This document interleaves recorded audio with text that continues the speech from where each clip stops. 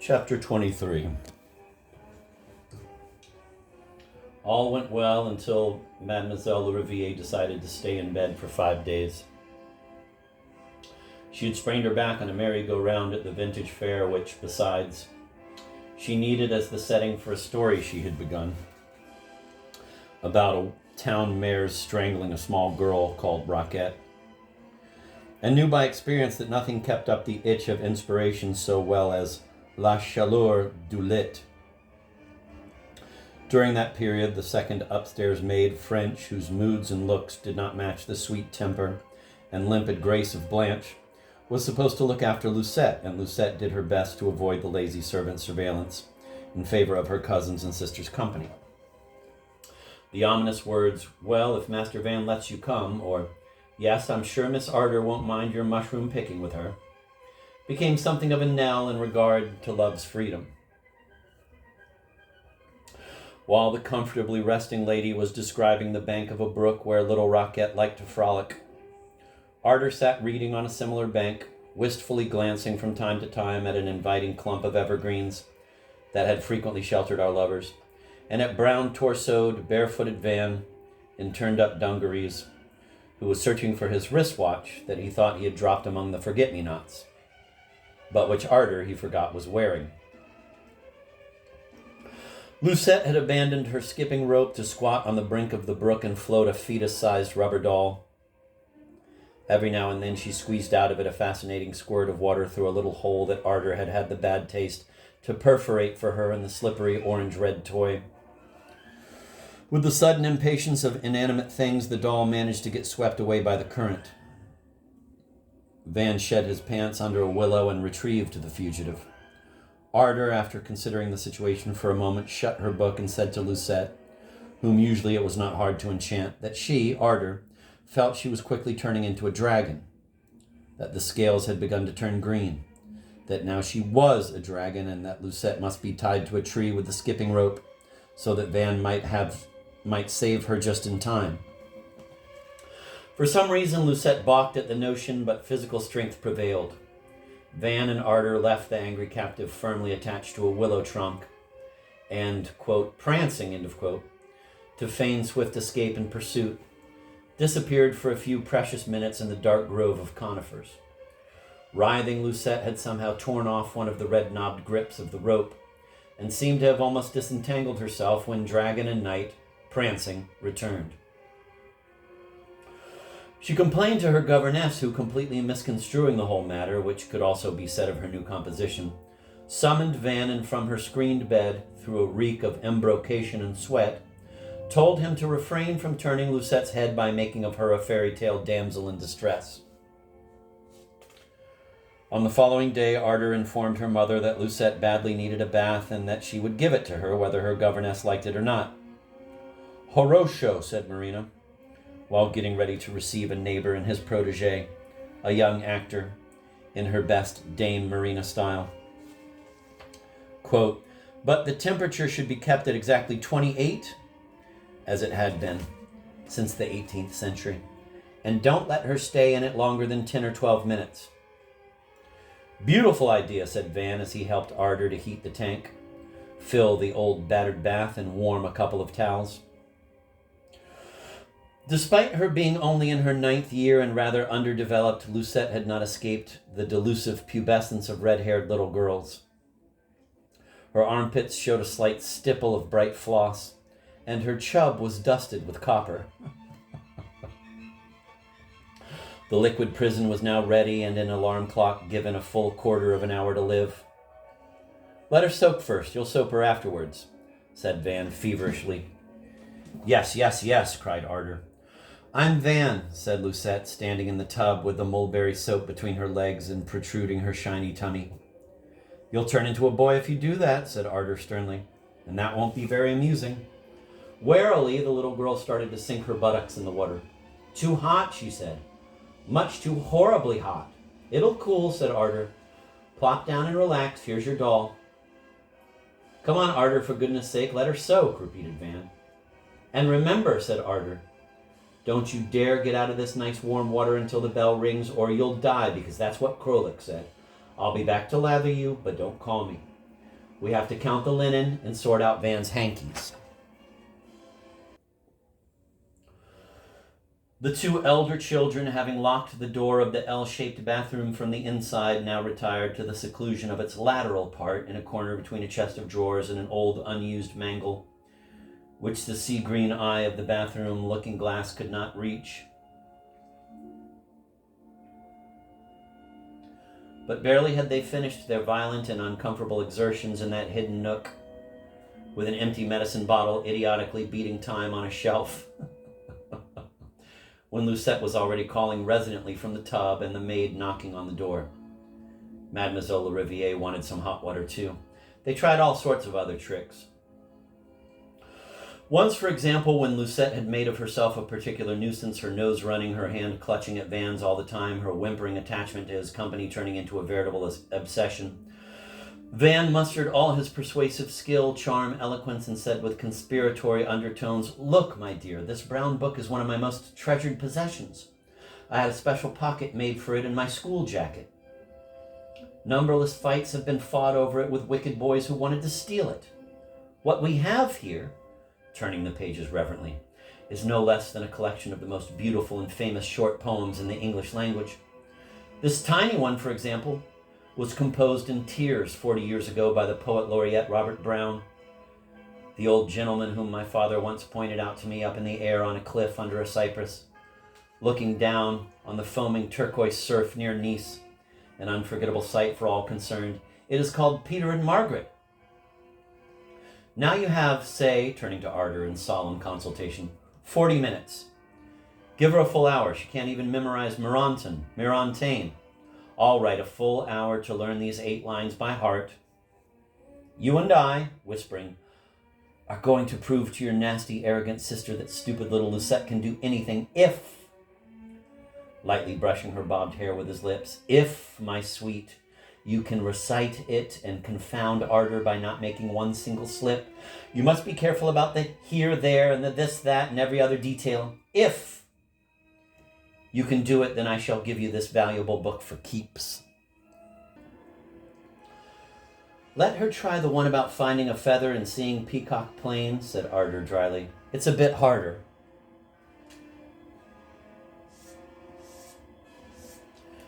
No. She and I have already chosen that little ballad. All right, now go in here," opening a door, "and don't come out until I call you. Otherwise, you'll forfeit the reward and will regret the loss all your life." "Oh, Van, how lovely of you," said Lucette, slowly entering her room with her bemused eyes scanning the fascinating flyleaf, his name on it, his bold flourish, and his own wonderful drawings in ink, a black aster evolved from a blot, a Doric column disguising a more ribald design, a delicate leafless tree as seen from a classroom window, and several profiles of boys, Cheshkat, Zogdog, Fancy Tart, and Arder-like Van himself. Van hastened to join Arder in the attic. At that moment he felt quite proud of his stratagem. He was to recall it with a fatidic shiver 17 years later when Lucette, in her last note to him, mailed from Paris to his Kingston address on June 2nd, 1901, just in case, wrote, "I kept for years, it must be in my artist nursery, the anthology you once gave me and the little poem you wanted me to learn by heart is still word perfect in a safe place of my jumbled mind, with the packers trampling on my things and upsetting crates and voices calling, 'Time to go, time to go.' Find it in brown and praise me again for my 8-year-old intelligence as you and happy Arder did that distant day. That day somewhere tinkling on its shelf like an empty little bottle. Now read on." Quote, "Here," said the guide, "was the field. There," he said, "was the wood. This is where Peter kneeled. That's where the princess stood. No," the visitor said, "you are the ghost, old guide. Oats and oaks may be dead, but she is by my side." Chapter 24. Van regretted that because Lettre Calamity, Van Vitelli's old joke, was banned all over the world, its very name having become a dirty word among upper-class families in the British and Brazilian sense, to which the Veens and Dermanoffs happened to belong and had been replaced by elaborate surrogates only in those very important utilities, telephones, motors, what else?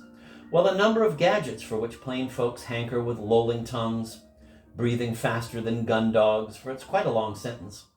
Such trifles as tape recorders, the favorite toys of his and Arter's grandsires. Prince Zemsky had one for every bed of his harem of schoolgirls. Were not manufactured anymore, except in Tartary, where they had evolved minaretchi, talking minarets, of a secret make. Had our erudite lovers been allowed by common propriety and common law to knock into working order the mysterious box they had once discovered in their magic attic, they might have recorded, so as to replay 8 decades later, Giorgio Van Vitelli's arias as well as Van Veen's conversations with his sweetheart. Here, for example, is what they might have heard today with amusement, embarrassment, sorrow, wonder.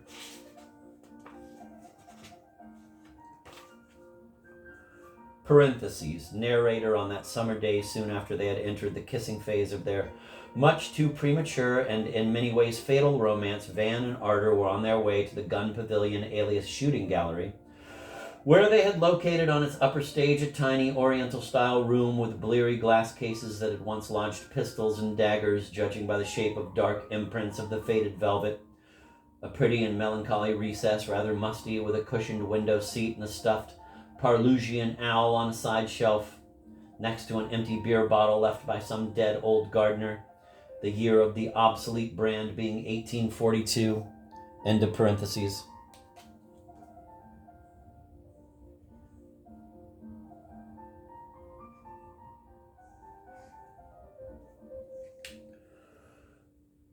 Don't jingle them, she said. We are watched by Lucette, whom I'll strangle someday. They walked through a grove and past a grotto. Arter said, officially we are maternal cousins, and cousins can marry by special decree, if they promise to sterilize their first 5 children. But moreover, the father-in-law of my mother was the brother of your grandfather, right? That's what I'm told, said Van serenely. Not sufficiently distant, she mused, or is it? Far enough, fair enough. Funny, I saw that verse in small violet letters before you put it into orange ones. Just 1 second before you spoke. Smoke, like the puff preceding a distant cannon shot. Physically, she continued, we are more like twins than cousins, and twins or even siblings can't marry, of course, or will be jailed and altered if they persevere. Unless, said Van, they are specially decreed cousins. Van was already unlocking the door, the green door against which they were to bang so often with boneless fists in their later separate dreams. Another time on a bicycle ride with several pauses along wood trails and country roads soon after the night of the burning barn, but before they had come across the herbarium in the attic and found confirmation of something both had forefelt in an obscure, amusing bodily rather than moral way, Van casually mentioned he was born in Switzerland and had been abroad twice in his boyhood. She had been once, she said. Most summers she spent at Artis, most winters in their Kaluga townhome, 2 upper stories in the former Zemsky Chertog Palazzo. In 1880, Van, aged 10, had traveled in silver trains with shower baths, accompanied by his father's beautiful secretary, the secretary's 18-year-old white-gloved sister, with a bit part as Van's English governess and milkmaid, and his chaste, angelic Russian tutor, Andrei Andreevich Aksakov, AAA, to gay resorts in Louisiana and Nevada. AAA explained he remembered to a Negro lad with whom Van had scrapped that Pushkin and Dumas had African blood, upon which the lad showed AAA his tongue, a new interesting trick which Van emulated at the earliest occasion and was slapped by the younger of the Mrs. Fortune. Put it back in your face, sir, she said. He also recalled hearing a cummerbunded Dutchman in the hotel hall telling another that Van's father, who had just passed whistling one of his 3 tunes, was a famous camel driver. Shamos having been imported recently. No, gambler. Before his boarding school days started, his father's pretty house in Florentine style between 2 vacant lots, 5 Park Lane in Manhattan, had been Van's winter home. 2 giant guards were soon to rise on both sides of it, ready to frog march it away. Unless they journeyed abroad, summers in Radugulette, the other artists were so much colder and duller than those here in this Ardor's artists. Once he even spent both winter and summer there. It must have been in 1878. Of course, because that was the first time, Ardor recalled, she had glimpsed him in his little white sailor suit and blue sailor cap. Un regular Angelcheck, commented Van in the Radugo jargon. He was 8, she was 6. Uncle Dan had unexpectedly expressed the desire to revisit the old estate. At the last moment, Marina had said she'd come too, despite Dan's protests, and had lifted little Ardor, Hopla, with her hoop, into the caleche. They took, she imagined, the train from Ladoga to Raduga, for she remembered the way the station man with the whistle around his neck went along the platform, past the coaches of the stopped local, banging shut door after door, all 6 doors of every carriage, each of which consisted of 6 one-window carrosses of pumpkin origin, fused together. It was, Van suggested, a tower in the mist, as she called any good recollection. And then a conductor walked on the running board of every coach with the train also running, and opened doors all over again to give, punch, collect tickets, and lick his thumb and change money. A hell of a job, but another mauve tower. Did they hire a motor landaulet to Radugulette? 10 miles, she guessed. 10 versts, said Van. She stood corrected. He was out, he imagined, na Progulk, promenading in the gloomy fir wood with Aksakov, his tutor, and Bagrov's grandson, a neighbor's boy, whom he teased and pinched and made horrible fun of, a nice quiet little fellow who quietly massacred moles and anything else with fur on, probably pathological. However, when they arrived, it became instantly clear that Demon had not expected ladies. He was on the terrace drinking gold wine, sweet whiskey with an orphan he had adopted, he said, a lovely Irish wild rose, in whom Marina at once recognized an impudent scullery maid who had briefly worked at Artis Hall and had been ravished by an unknown gentleman who was now well known. In those days, Uncle Dan wore a monocle and gay dog copy of his cousin, and this he screwed into view Rose, whom perhaps he had also been promised. Here Van interrupted his interlocutor, telling her to mind her vocabulary. The party was a disaster. The orphan languidly took off her pearl earrings for Marina's appraisal. Grandpa Bagrov hobbled in from a nap in the boudoir and mistook Marina for a grande cocotte, as the enraged lady conjectured later when she had a chance to get at poor Dan. Instead of staying for the night, Marina stalked off and called Ardor, who, having been told to play in the garden, was mumbling and numbering in raw flesh red the white trunks of a row of young birches with Rose's purloined lipstick in the preamble to a game she now could not remember. What a pity, said Van, when her mother swept her back straight to Artis in the same taxi, leaving Dan to his devices and vices, inserted Van, and arriving home at sunrise. But, added Ardor, just before being whisked away and deprived of her crayon, tossed out by Marina, que Churchiam Sobachim, to hell's hounds, and it did remind one of Rose's terrier that had kept trying to hug Dan's leg.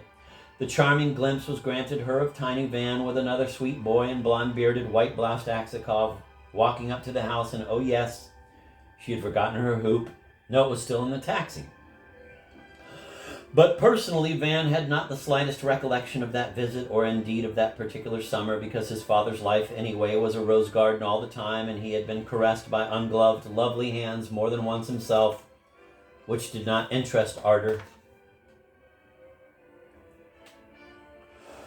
Now, what about 1881, when the girls, aged 8, 9, and 5 respectively, had been taken to the Riviera, to Switzerland, to the Italian lakes, with Marina's friend, the theatrical big shot, Grand D. Dumont? The D also stood for Duke, his mother's maiden name, des Hobero Irlandais Qua. Traveling discreetly on the next Mediterranean Express, or next Simplon, or next Orient, or whatever other train deluxe carried the 3 Viens, an English governess, a Russian nurse, and 2 maids. While a semi-divorced Dan went to some place in equatorial Africa to photograph tigers, which he was surprised not to see, and other notorious wild animals trained to cross the motorist path, as well as some plump black girls in a traveling agent's gracious home in the wilds of Mozambique. She could recollect, of course, When she and her sister played note comparing much better than Lucette, such things as itineraries, spectacular flora, fashions, the covered galleries with all sorts of shops. A handsome suntan man with a black mustache who kept staring at her from his corner in the restaurant of Geneva's Manhattan Palace. But Lucette, though so much younger, remembered heaps of bagatelles, little Tourettes and little barrels. Buryolki Projlago. She was Set Lucette, like the girl in Ah, Set Lean, a popular novel. A Macedonian of intuition, stupidity, naivete, and cunning. By the way, she had confessed. Arder had made her confess. That it was, as Van had suspected, the other way round, that when they returned to the damsel in distress, she was in all haste, not freeing herself, but actually trying to tie herself up again after breaking loose, and spying on them through the larches. Good Lord, said Van. That explains the angle of the soap. Oh, what did it matter? Who cared? Arda only hoped the poor little thing would be as happy at Arda's age as Arda was now. My love, my love, my love, my love. Van hoped the bicycles parked in the bushes did not show their sparkling metal through the leaves to some passenger on the forest road.